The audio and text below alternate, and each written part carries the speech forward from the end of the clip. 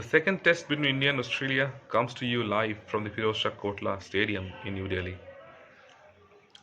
Before the test eventually starts, Australia team is already in tatters.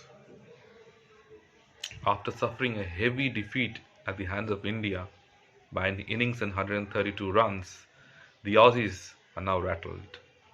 They are tinkering with their combination, which player to play, which player to leave.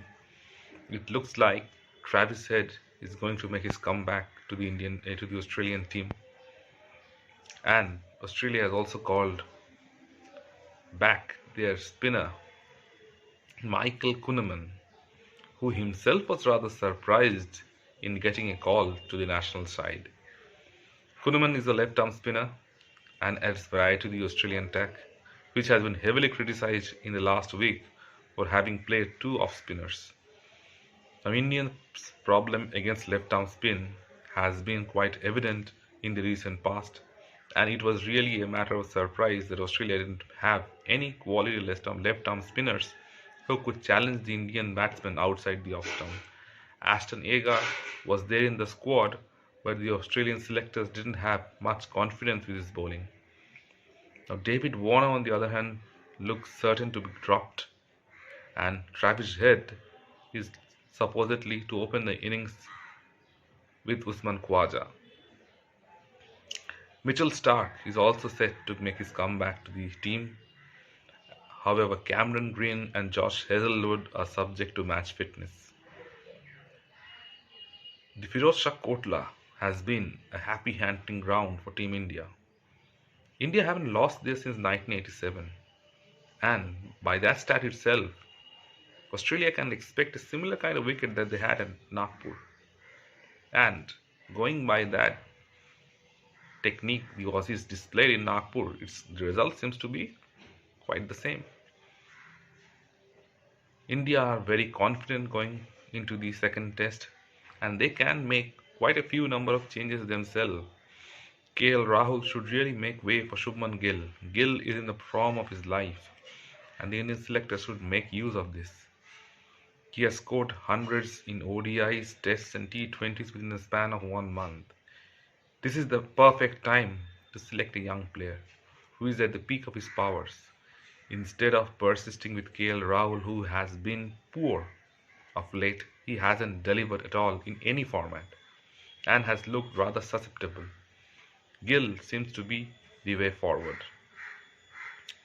Shreyas Iyer is also set to miss the second test as he hasn't recovered yet. Sky may get another chance along with Srikhar Bharat.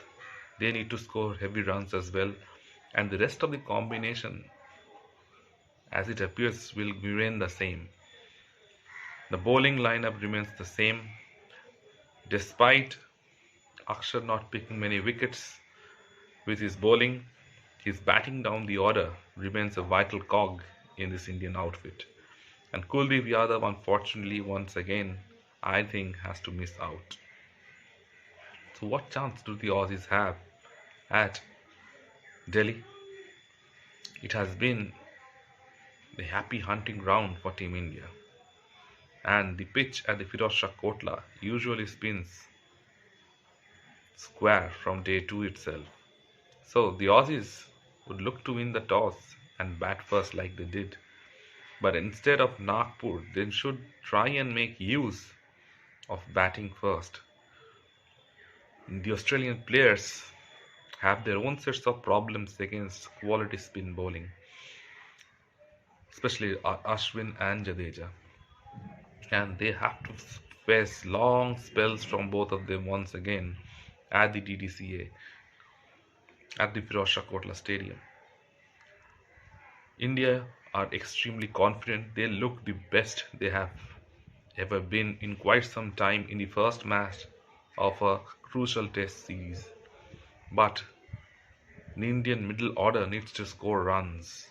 Virat Kohli has been short of test runs for quite some time now. He needs to come good for his own confidence and for the confidence of the team as well.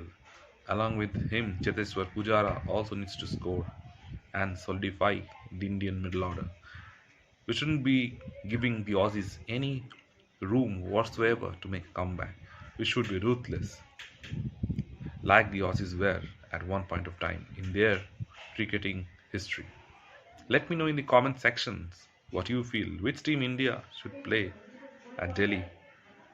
If you like the content, please like and subscribe to the channel.